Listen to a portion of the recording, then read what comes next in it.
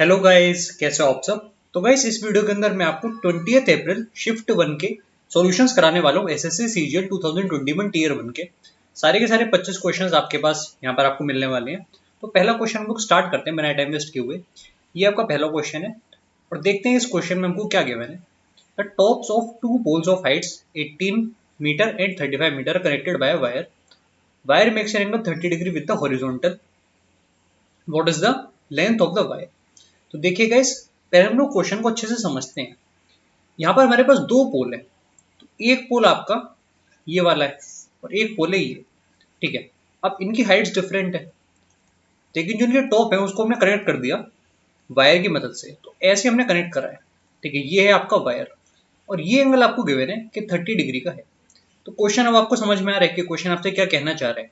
अब अगर ये 30 डिग्री तो इसको आप √3 मानिए, ये आपका 1 हो जाएगा। ठीक है, ये बात अभी तक सब लोग को क्लियर है। अब यार मुझे ये बताओ कि यहाँ पर जो डिफरेंस आपको दिख रहा है वो कितना है। आपने बोला डिफरेंस यहाँ पर 1 है। ठीक है, इनकी हाइट का डिफरेंस 1 है, तो जो 1 है ना उसी की वैल्यू आपके पास गिवन है। इनका डिफरेंस यानी कि 12.5।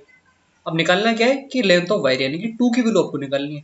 2 की वैल्यू आपके पास आ जाएगी 25 मीटर। नेक्स्ट क्वेश्चन की तरफ मूव करते हैं। डीआई का क्वेश्चन आपके सामने। इस क्वेश्चन में आपको गिवन ये है कि हमारे पास एक बार ग्राफ है और पूछा गया है total export of car A from 2014 to 2016। तो ए के लिए 2014 से 2016 तक का समेशन क्या होगा। आपने बोला 200, 150, 350, 350 और 275। ये हमारे पास आ गया 625। ठीक है, तो 625 जो है कितने परसेंटेज कम है बी का 15 से 17 तक। तो बी का देखते हैं हम लोग 15 यानी कि 250, फिर हो गया 450, 450 में जोड़ लो 275, तो ये मेरे पास आ रहा है 725। ठीक है, अब मैं इसको कैंसिल भी कर सकता हूँ, कर लेते हैं कैंसिल। 25 से एक बार कैंसिल कर लेते हैं ताकि थोड़ा सा आसान हो जाए। तो यहाँ पर 25 आ गया और यहाँ पर कितना आ जाएगा, आपने बोला 29 आ जाएगा। तो कितने परसेंट कम है, आपने बोला 4। ठीक है, 4 आ रहा है यहाँ पर, तो मैं इसको लिख सकता हूँ 400 डिवाइडेड बाई 29। पहले एक बार चला गया, फिर कितना बच गया 110, तो 3 बार जाएगा, 4 बार तो जाएगा नहीं। 13.8% आपका आंसर हो गया।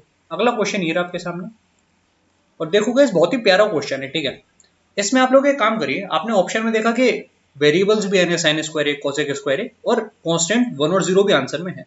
तो फिर भी मैं आपसे बोलूँगा क्या वैल्यू पुटिंग से इसको करके देखो, क्योंकि अगर नहीं भी हो रहा होगा तो आपको समझ में आ जाएगा कि कहाँ पर गलती हो रही है। जैसे मैं इसमें 45 डिग्री बहुत आसानी से डाल सकता हूँ, तो मैं 45 डाल के देख लेता हूँ, क्योंकि 45 के लिए यार इन सब की वैल्यू डिफरेंट ही मुझे मिलने वाली है। ठीक है, 45 के लिए सारी वैल्यू डिफरेंट ही तो आ रही है, तो कोई तकलीफ की बात है ही नहीं।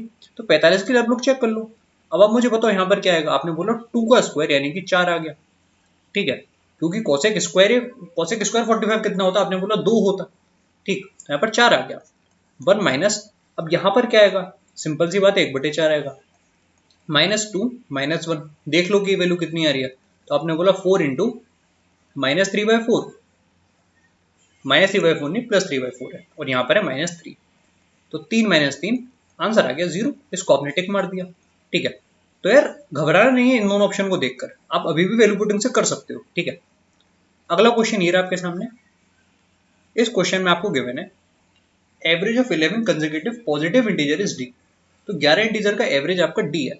तो यार सिंपल सी बात है कि बीच वाला जो मेरा होगा यानी कि जो 6th वाला होगा वही तो डी होगा। ये आपको समझ में आ रहा है। जो आखिरी वाला होगा वो कौन सा होगा, आपने बोला उसमें आप सिंपली 5 ऐड कर दो, तो d+5 आया। उससे जस्ट पहले होगा d+4। तो ये आपके इंटीजर्स हैं इस तरीके से, और यहाँ पर माइनस में आ रहे होंगे, उनके बारे में ज़्यादा सोचना नहीं है। अब अगर लास्ट दो नंबर्स को हम लोग एक्सक्लूड कर दें तो एवरेज कितने से डिक्रीज होगा। तो आप देखो लास्ट दो को हटा रहे हो तो आपका 9 का नुकसान हो रहा है, 4 और 5 9 का। अब ये 9 का जो नुकसान है, ठीक है, इस नुकसान को कौन झेलेगा ये आपको देखना है। 11 में से अगर 2 चले गए तो बचे 9, तो 9/9 ये आपका डेविएशन आया।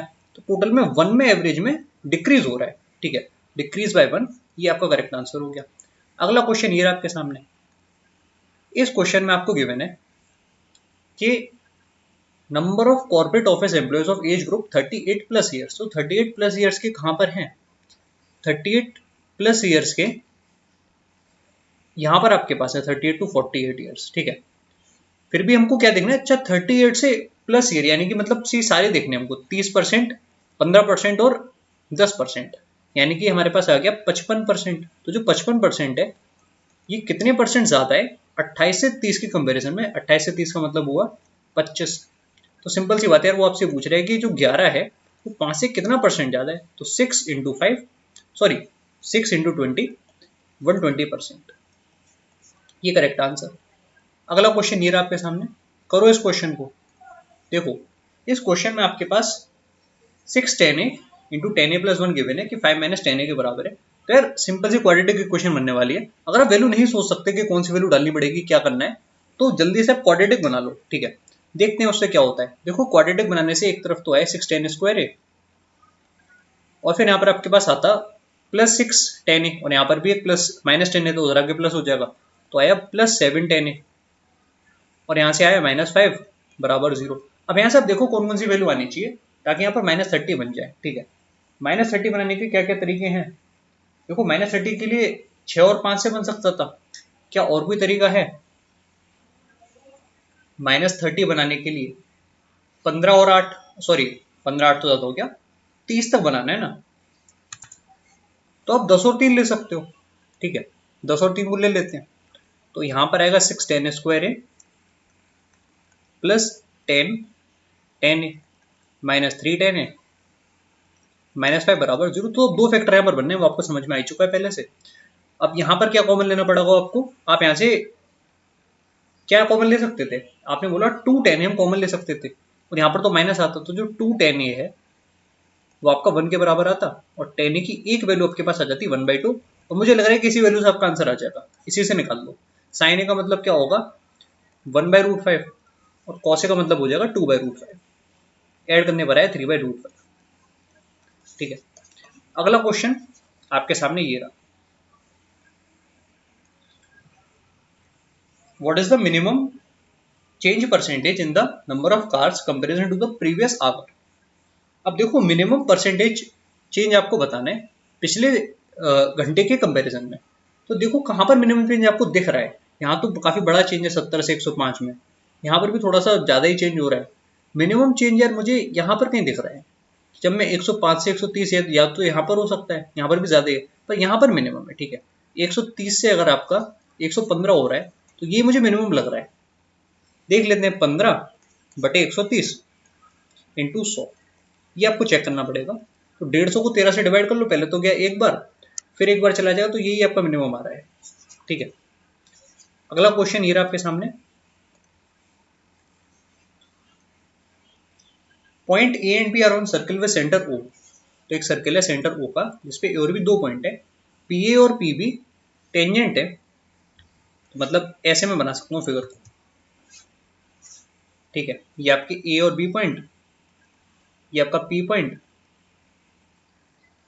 Incline to each other at 42 degree, यानी कि ये आपको 42 डिग्री है। इस सेंटेंस का मतलब ये है, ठीक है, आप कंफ्यूज मत होना। इस सेंटेंस का मतलब है कि ये एंगल आपको 42 डिग्री गिवन है, आपको निकालने के एंगल ओ ए बी की वैल्यू क्या होगी। तो काफी सरल क्वेश्चन है। देखो यार, अगर ये 42, तो आपको पता है ये कितना आता है 180 माइनस 42, यानी कि आपके पास ये आ गया कितना 138 डिग्री। तो इन दोनों का समेशन क्या रहा बताओ मुझे? इन दोनों का समेशन रहा, सिंपल सी बात है 42, तो 2 अल्फा, अगर 42 है तो अल्फा पूछा गया है आपसे 21 डिग्री, आपका आंसर आ जाएगा। अगला क्वेश्चन ये रहा आपके सामने, इस क्वेश्चन में आपको ये गिवन है, एक कॉलेज हॉस्टल मेस है जिसमें 25 डेज का खाना है 350 बच्चों के लिए। अगर 10 दिन बाद कुछ बॉयज को शिफ्ट कर दिया जाए दूसरे हॉस्टल में, तो अब हमको पता चला कि जो खाना था वो 21 दिन और चल सकता है। तो कितने बॉयज को शिफ्ट किया गया दूसरे हॉस्टल में, ये आपसे पूछा गया है। देखो ये बहुत ही अच्छा क्वेश्चन है। यहाँ पर आप सिंपल से समझो, जैसे जो वर्क डन होता था वो क्या होता था एफिशिएंसी इनटू टाइम, तो उसी की मदद से आप यहाँ पर क्वेश्चन को सॉल्व कर सकते हो।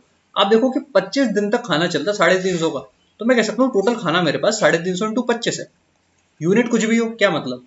अब 10 दिन तक तो 350 बच्चे थे ही, तो आपने बोला कि 10 इंटू 350 इतना खाना उन्होंने खाया होगा, बिल्कुल। अब 10 दिन बाद कुछ बच्चे चले गए, ठीक है, तो मान लेता हूँ कि इस पॉइंट ऑफ टाइम पर एक्स बच्चे अभी भी थे मेरे पास, एक्स इंटू अब खाना कितने दिन और चला, ये आप मुझे बताओ। तो आपने बोला खाना यार 21 दिन और चल गया, तो आपने इसको इंटू 21 कर लिया। ठीक है, अब देखो इस इक्वेशन को थोड़ा सा आपको सिंप्लीफाई करना पड़ेगा। तो यहाँ पर आपके पास जो 21x है वो कितना आ रहा है, 350 को कॉमन लिया, तो अंतर यहाँ पर 25 और 10 का 15 हो गया। यहाँ पर 3 आया, यहाँ पर 5, इससे इसको काट दो तो कितनी बार चला जाएगा, 5 बार। तो x की वैल्यू आपके पास आ रही है 250। तो 250 बच्चे लास्ट तक थे, यानी कि कितने गए होंगे, 350 में से 250 हटा दो, तो आंसर आपका आ गया 100 बच्चे दूसरे हॉस्टल में उठा के फेंक दिए गए थे। ठीक है, ये आपका करेक्ट आंसर है। अगला क्वेश्चन ये रहा आपके सामने, करो इस क्वेश्चन को। बहुत ही सिंपल क्वेश्चन है, इसमें तो कुछ बताने की बात है भी नहीं। इसी चीज का तो क्यूब पूछा गया है, तो क्यूब कर लो। अब ये जो वैल्यू है किसके बराबर है, 5 into 5 square minus 3 times product. अब प्रोडक्ट में आप देख रहे हो कि 0.4 रह जाएगा केवल, तो 5 इंटू 25 माइनस 1.2, तो कितना आ रहा है हमारे पास, 5 टाइम्स ऑफ 23.8। ठीक है, तो 119 आपका आंसर हो गया। अगला क्वेश्चन ये रहा आपके सामने। तो इस क्वेश्चन में आपको गिवन है, Manjeet bought a second hand motor bike for 22,000, 3,000 और स्पेंड किया गया मेंटेनेंस पर, उसके बाद 12% प्रॉफिट पर बेचा गया। अगर 500 रुपए कम पर बेचा जाता तो क्या प्रॉफिट परसेंटेज होता। तो सिंपल सी बात है यार, कि वो आपसे पूछ रहा है कि आप फाइनल जो प्राइस निकल के आ रहा है वो निकाल के दो। जैसे आपने देखा कि 22,000 तक वैसे ही खर्च हो गए और 3,000 और खर्च हो गए, यानी कि 25,000 की इसकी अब इफेक्टिव कॉस्ट हो गई, ये अब नई कॉस्ट हो गई। ठीक है, अब इसको अगर 12% प्रॉफिट पर बेच दिया गया, ठीक है, अब इसको अगर 500 रुपए कम में बेचा जाता तो आप देखो कि 500 इसका कितना परसेंट है। तो आपने बोला जो 500 रुपए है वो इस वैल्यू का कितना परसेंट है। सिंपल सी बात है, केवल 20% है। ठीक है, इस वैल्यू का 20% ही तो है, इस वैल्यू का 20% मैंने यहाँ पे लिख दिया कि 500 रुपए। अब अगर फायदा हो रहा था यहाँ पर 12%, ठीक है, अच्छा सॉरी 20% नहीं 2%, एक जीरो मैंने ज्यादा लगा दिया, 2% है ना, 20% क्यों होगा, 20% तो 5,000 हो जाएगा, 2% है। तो जो प्रॉफिट आपका हो रहा था 12%, उसमें से आपको 2% हटा देना है और आपका आंसर आ जाएगा 10%। तो ये आपका करेक्ट आंसर। ठीक है, अगले क्वेश्चन की तरफ मूव करते हैं। सेलिंग प्राइस निकालने की कोई भी जरूरत नहीं थी उस क्वेश्चन में। तो इस क्वेश्चन में आपको क्या गिवन है कि कंपाउंड इंटरेस्ट एनुअली और सिंपल इंटरेस्ट का जो डिफरेंस है 15% के हिसाब से 2 सालों के लिए वो 1944 है। तो आपसे पूछा गया कि compound interest compounded annually same sum पर सेम पीरियड के लिए कितना होगा जब रेट 10% पर एनम है। तो बहुत ही अच्छा क्वेश्चन। देखो यार 15% के रेट के हिसाब से आप पहले मुझे बताओ कि 2 साल में कितना बना होगा। तो आपने बोला यार कि 2 साल में बना होगा 30 और 2.25% इतना एक्स्ट्रा बना होगा। और अगर यार सिंपल इंटरेस्ट होता, ठीक है, तो 30% ही होता। तो अंतर आपको दिख रहा है कि 2.25% का है। तो जो 2.25% है उसकी वैल्यू गिवन है ना कि 1944 है। यहाँ से अगर मैं आपसे अब 100% की वैल्यू पूछ रहा हूँ तो आप कैसे निकालोगे, कैंसिल करना पड़ेगा इसको। कैंसिल कर लो, पहले आप इसको 9 से काट लो, 9 से काटने पर क्या आ जाएगा, यहाँ पर तो आएगा 0.25%। तो आपने इसको 9 से काटा, उधर भी काट लो 9 से, पहले गया 2 बार, फिर आया 14 तो 0 बार, फिर आपका कितना हो गया 54 तो 6 बार। अब यार ये देखो कि 0.25% की वैल्यू ये थी। तो अब आप मुझे ये बताओ कि पूरा जो होगा कॉस्ट प्राइस यानी कि 100% की क्या वैल्यू होगी, तो किससे मल्टीप्लाई करना पड़ेगा। ऑब्वियस सी बात है कि आपको 206 को 400 से मल्टीप्लाई करना पड़ेगा। तो ये आपके पास निकल कर आएगा क्या, कॉस्ट प्राइस। ठीक है, ये बात सबको क्लियर हुई। कॉस्ट प्राइस निकाल लो कितना आ रहा है, 206 को 4 से मल्टीप्लाई करने पर क्या आएगा, तो 800 तो वैसे ही हो जाता, 824 यानी कि 82400 ये मेरे पास कॉस्ट प्राइस आया। ठीक है, अब इस कॉस्ट प्राइस पर आप देखो कि 10% के हिसाब से 2 सालों में कितना रेट हो जाएगा। तो आपने बोला 21% हो जाएगा, तो मुझे 824 को 21 से मल्टीप्लाई कर देना, ये मेरा आंसर हो जाएगा। सिंपल सी बात है, लास्ट में देख लो कि 4 आएगा, उससे सॉल्व हो जाएगा। यहाँ पर लास्ट में 4 है, तो काफी अच्छा क्वेश्चन था। अगला क्वेश्चन ये रहा आपके सामने, करिए इस क्वेश्चन को। तो गाइस इस क्वेश्चन में आपको गिवन है कि एक शॉपकीपर 28% डिस्काउंट अलाउ करता है मार्क प्राइस पर और 20% का प्रॉफिट फिर भी उठाता है। ठीक है, अगर वो 30.8 रुपए गेन करता है सेल से, तो सेलिंग प्राइस क्या है। तो देखते हैं, देखो 20% का प्रॉफिट आपका हो रहा है, ये बात आपको समझ में आई। तो यानी कि जो चीज 5 की थी वो 6 की बिक रही है, ये तो क्लियर है। और फायदा उसको कितना हो रहा है 30.8 का, तो 1 की वैल्यू गिवन है, 1 की वैल्यू आपके पास है 30.80। ठीक है, ये बात तो ऑब्वियस है एकदम। सेलिंग प्राइस बताना है तो 6 की वैल्यू देख लेते हैं क्या होगी। तो 30.8 को अगर मैं 6 से मल्टीप्लाई कर दूं तो मेरा आंसर आ जाएगा 184.8। इसमें डिस्काउंट परसेंटेज का कोई भी यूज नहीं था, ठीक है, इसकी जरूरत नहीं थी इसमें। अगला क्वेश्चन ये रहा आपके सामने। तो देखो इस क्वेश्चन में आपको क्या गिवन है, जो इनर सर्कमफेरेंस एक सर्कुलर पाथ का कॉन्सेंट्रिक सर्कल्स। तो पहले मैं आपको फिगर बना के दिखाता हूँ। इस तरह से आपका पाथ है, ठीक है, काफी बेकार फिगर बना है, अब ठीक है, ये आपका पाथ है। अब इस पाथ में आप देख रहे हो कि जो इनर सर्कमफेरेंस यानी कि अंदर वाला जो आपके पास गिवन है वो है 264, ठीक है। तो मैं लिख सकता हूँ 2 इंटू 22/7 इंटू R1, ये आपका 264 है। इसको 44 से काट के देखो कितनी बार जाएगा, 44 से 6 बार जाएगा। तो जो R1 आपका है तो आप कह सकते हो कि 42 मीटर है, ठीक है। फिर देखो जो विड्थ है वो 3 है, यानी कि जो R2 आपका होगा ये पूरा ये 45 हो जाएगा, और ये आपका अंदर वाला 42 है। अब मुझे क्या निकालना है कि एरिया ऑफ पाथ क्या है, तो सिंपल है 22/7 इंटू इनके स्क्वायर का डिफरेंस। स्क्वायर का डिफरेंस लेना तो पहले मैं दोनों को ऐड कर लेता हूँ, तो आएगा 97 और डिफरेंस तो 3 है। ये वैल्यू आपको सॉल्व करनी पड़ेगी, अप्रोक्सीमेटली आपसे पूछा गया नियरेस्ट होल नंबर में, ठीक है। तो देखते हैं 97 इसको कैसे कैंसिल करोगे, तो 3.14 इसको लेते तो वहां पर क्या आता 9.42 इंटू 97। तो ये कर सकते हो कि 942 को 97 से मल्टीप्लाई कर लो। और मैं ऐसा इसलिए कह रहा हूँ क्योंकि ऑप्शन थोड़े पास हैं तो गलत भी हो सकता है, इसलिए वैसे तो मुझे दिख ही गया कि 910 जो आपका है उससे थोड़ा सा ज्यादा ही आने वाला है, ठीक है। अच्छा ऐड करने पर 87 आ रहा है, सॉरी यहाँ पर 87 से मल्टीप्लाई कर लो, ठीक है। तो अब देखो भाई अप्रोक्स 800 से थोड़ा सा ज्यादा आएगा ये वाला ऑप्शन। अगला क्वेश्चन ये रहा आपके सामने, ट्रायंगल की साइड्स गिवन है, आपको बताने कि ट्रायंगल का नेचर क्या है। तो यार सिंपल सी बात है कि 7, 24 और 25 का एक ट्रिपलेट होता है, ठीक है।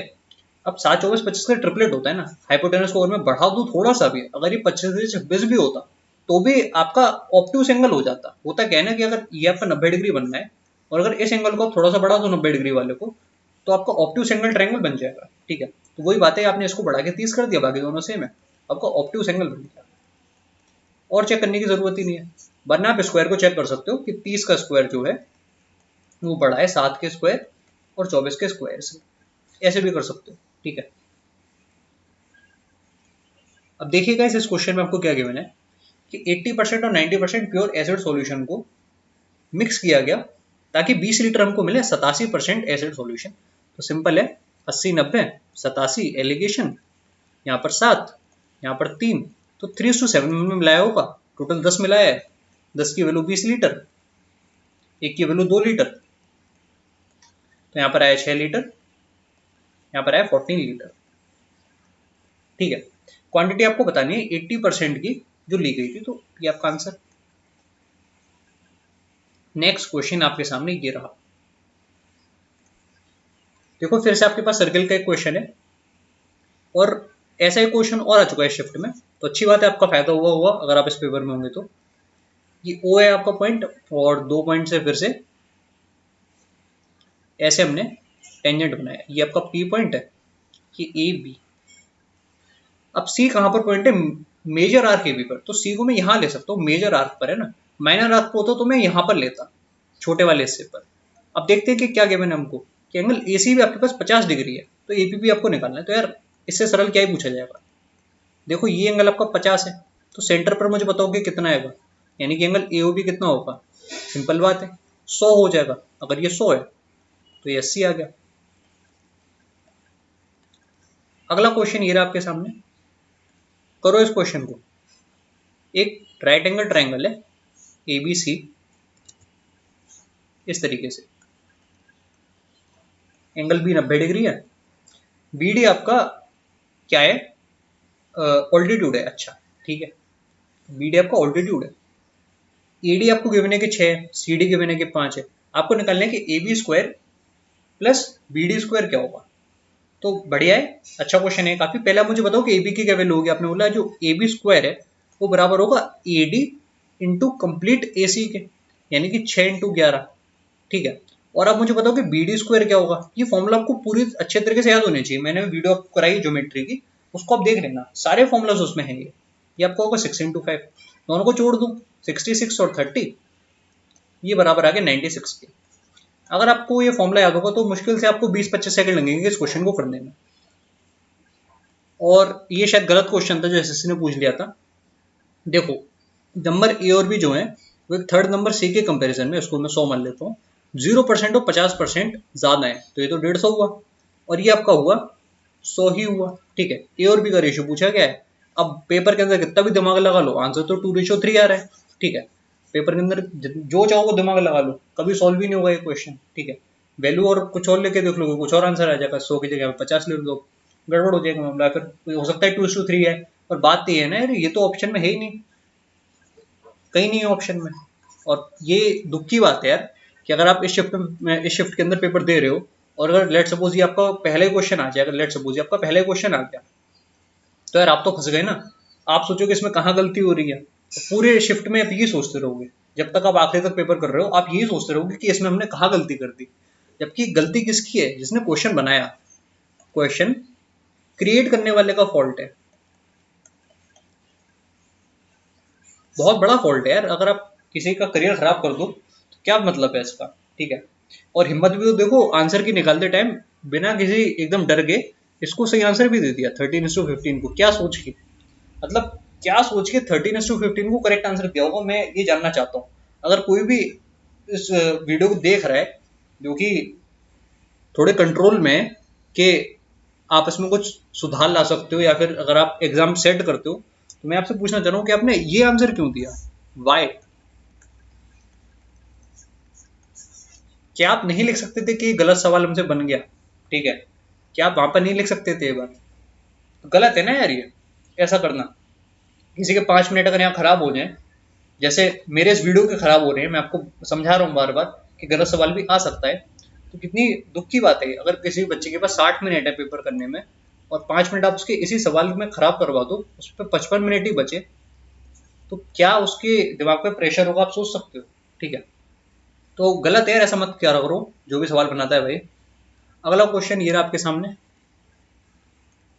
करिए इस क्वेश्चन को। Average number of TV sets sold by company C and D is what percentage of the number of TV set manufactured by company E. अच्छा, एवरेज पूछा गया है तो ध्यान देना, एवरेज कंपनी सी और कंपनी डी का, तो एवरेज पहले निकालना पड़ेगा। ठीक है, किसका निकालना है हमको, सोल्ड। ठीक है दोस्त, सोल्ड यहाँ पर कहां पर है, ये है परसेंटेज सोल्ड आपको गिवन है। ध्यान देना, नंबर नहीं गिवन है, परसेंटेज सोल्ड गिवन है, बड़े छोटे से यहाँ पर लिखा हुआ है छोटे में। ठीक है, तो परसेंटेज सोल्ड आप अगर आपको गिवन है तो नंबर सोल्ड कैसे पता चलेगा, जितने बनाए गए हैं। अब जैसे सी कंपनी को देखो, उसने 70 बनाए और 82% सेल कर दिए। ठीक है, तो आप कह सकते हो कि 70% 82 का, या फिर 82% 70 का, बात तो एक ही होती है। तो 7/10। ठीक है, और ये किसमें गिवन है, थाउजेंड्स में गिवन है। तो आप कह सकते हो कि यहाँ पर आपके पास 70,000 था, उसका आपने 82% ले लिया। ठीक है, यानी कि 82/100 इंटू 70, ऐसे आप समझ लो। ठीक है, ये तो कंपनी सी के लिए हुआ। अब डी के लिए कितना होगा, डी के लिए अब फिर से ये देखो, यहां पर आपके पास है 56%, यानी कि डिवाइड बाय 100 इंटू 85, फिर 3 बार 0। ये वैल्यू आपको देखनी पड़ेगी कि कितनी परसेंटेज है। जस्ट अ सेकेंड, हाँ ये वैल्यू आपको देखनी पड़ेगी कि कितनी परसेंटेज है मैन्युफैक्चर्ड बाय कंपनी ई। तो मैन्युफैक्चर्ड बाय ई यानी कि 58। ये आपको थोड़ी बहुत कैलकुलेशन इसमें करनी पड़ेगी। आप 2 0 से 2 0 काट भी दो, यहाँ पर भी 1000 में है, घबराना मत। इन दोनों को मल्टीप्लाई कर लो, कितना आएगा। अगर मेरे पास है 82 इंटू 700, कितना आएगा, 82 इंटू 700, 57400। ठीक है, और यहाँ पर आपके पास है 56 इंटू 850, ये आया 47600, और डिवाइड ये हो रहा है 58, 3 टाइम 0 से 2 0 मैंने हटा दी हर तरफ, तो इन दोनों को जोड़ने पर क्या आएगा, 574 574 और 476, 574 और 476, ये हुआ 1050। तो 1050 तो यहाँ पर आ रहा है। और नीचे क्या है आपके पास, नीचे आपके पास है मैन्युफैक्चर्ड बाय कंपनी ई में 5 और फिर है मेरे पास 80। ठीक है, तो देखो गाइस, क्योंकि एवरेज लेना था ना, मैंने आपको शुरू में बताया था, तो यहाँ पर डिवाइड बाय 2 एक होगा, तो इसको आप डिवाइड बाय 2 कर लो, यहाँ पर कोई दिक्कत नहीं। तो कितना आएगा, 525 बटे 580, ये आपका आंसर होगा। क्लोज टू 90% आपका आंसर आ रहा है। तो काफी कैलकुलेटिव क्वेश्चन है ये, मानना पड़ेगा। और ऐसे सवाल आपके मेंस के अंदर जरूर रहेंगे, डीआई के क्वेश्चन जो होंगे, 3-4 ऐसे सवाल आपके आ सकते हैं कैलकुलेटिव। अगला क्वेश्चन ये रहा आपके सामने, करिए इसको। ये तो सिंपल है, इसमें कुछ खास है नहीं। x प्लस 1/x की क्या वैल्यू आएगी बताइए मुझे। अगर आप दोनों तरफ +2 कर लेते तो सिंपली कितना आ जाते, +2 हमने यहाँ भी कर लिया, उधर भी कर लिया, तो आपके पास ये आ जाता 2√5।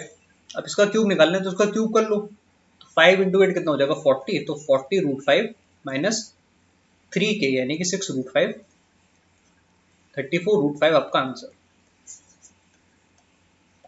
नेक्स्ट क्वेश्चन ये रहा आपके सामने, करिए इस क्वेश्चन को, सिंप्लीफिकेशन का क्वेश्चन है। और देखो यहां से स्टार्ट करता हूं मैं, ये 6 हो गया, 18 को 6 से डिवाइड करा तो 3 आया। यहां पर देखो 14 ऑफ 7 डिवाइड बाय 14 है, तो सिंपली 7 ही बचेगा। ठीक है, यहाँ पर मैंने 7 लिखा। 16 में 7 जोड़ना है, 3 हटाना है, तो ये हो गया 23 में 3 हटा दो, 20 बच गया।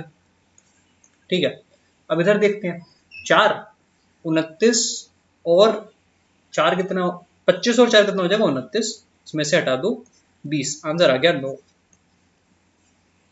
नेक्स्ट क्वेश्चन ये रहा आपके सामने, करिए इस क्वेश्चन को।